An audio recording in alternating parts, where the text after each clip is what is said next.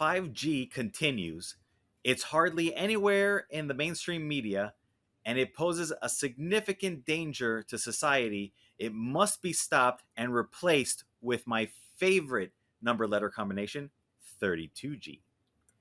I have no idea what you're talking about. I'm sorry. I may have missed what you were saying. Yo, I've been using my phone and this thing's faster than my internet. This is amazing. This 5G, I heard 5G. It's so fantastic. Like I can stream movies. Now I'm thinking of buying a monitor and then trying to connect the monitor to my phone because now that I can do everything with, I mean, it's amazing. The phone is technically just a computer at this point. Yes. Ah, The fact fantastic. the fact that you're more interested in 5G than 32G shows it's having a detrimental effect on your mental health. So, this technology is just ripe with possibilities for abuse. So, just for anybody listening, 5G isn't anything scientific. It's just saying fifth generation as opposed to 4G, what we were using before. It doesn't refer to the frequencies or anything else that's related to the technology. And in essence, it does cover a spectrum of frequencies, but what it's able to do is the scary part. So this technology is going to allow them to increase the power capacity of the stations and provide more bandwidth to whatever devices and Uh-huh. your biological self.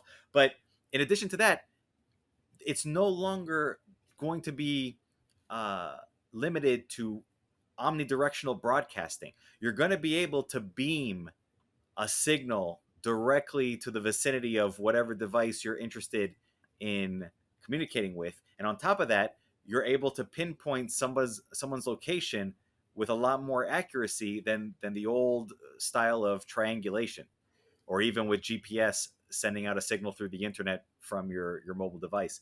It's going to be more accurate. It's going to be more dangerous to your health, your cells, and it's going to be an invasion of your privacy to a greater degree.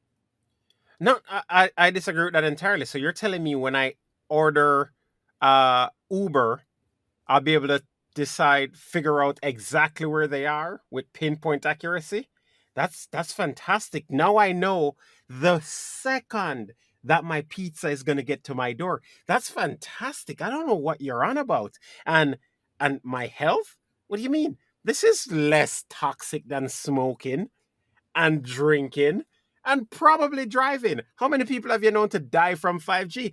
Nobody. How many people have you known to die from a car crash? A truckload. And the speed. This is going to keep you pretty much. People make it seem as if, the faster things are on your phone, the more you're going to go out. But the truth is, that's not true. I just want to sit in my couch right now and watch everything. And it's fantastic because I don't have to turn my TV on.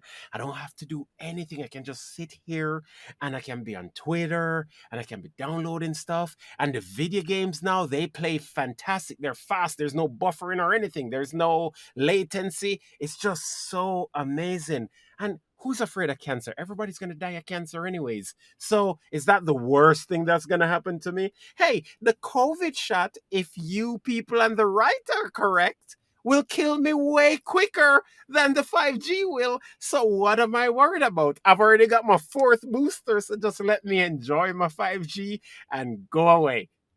Well, just like the boosters, the 5G is more dangerous than drinking and smoking because it's occurring to you 24/7 no matter where you are. While you sleep, while you're in the bathroom, while you're in your kitchen. It's all there all the time and probably very, very close to your groin because, when you have your phone in your pocket, you're getting a double dose. And for Uber, no, you don't even get that benefit of knowing exactly where your pizza is because it's still dependent on Uber. They're not going to give you that level of technology. That technology is for them to use against you so they know exactly where you are, not so you know where your pizza is. And even if it did work that way, Uber is not going to, make it worthwhile because okay, you know where the pizza is, right? But the pizza is like 2 blocks away.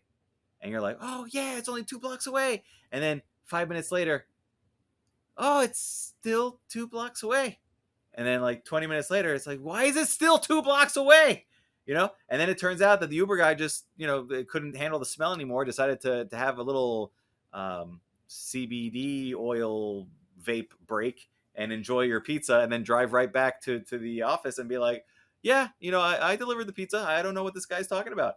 So you got all that, and then you're talking about surfing the internet and streaming this and doing that. You can already do that.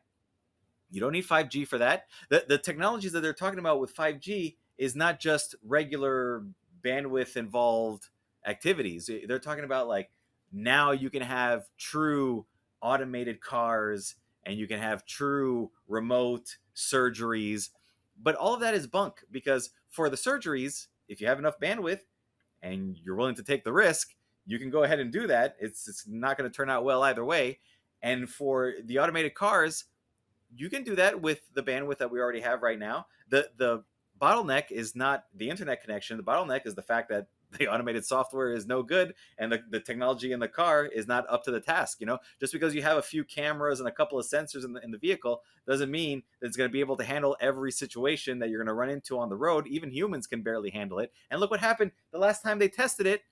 The car ran over some lady crossing the street on a bicycle, and the poor person testing the vehicle on the inside of the car, who was not driving, gets charged with the accident. Which, by the way, pro tip for anybody who's an employee: if your employer wants you to do something questionable that puts you in the situation of being responsible for the end result of said activity, don't do it. It's totally not worth it, as that other woman found out as she's heading to jail for having theoretically run over the other person, even though the car did it, and it should pretty much be the company's responsibility, because not only did they design the car, but they sent her in the car and told her, don't do anything, just let the car do it, and write down your little notes, and it'll all be okay. And then, chunk, she gets locked away. And on that note, if you want to know why my 5G phone is near my groin, subscribe to my OnlyFans. It's making the freaking frogs gay.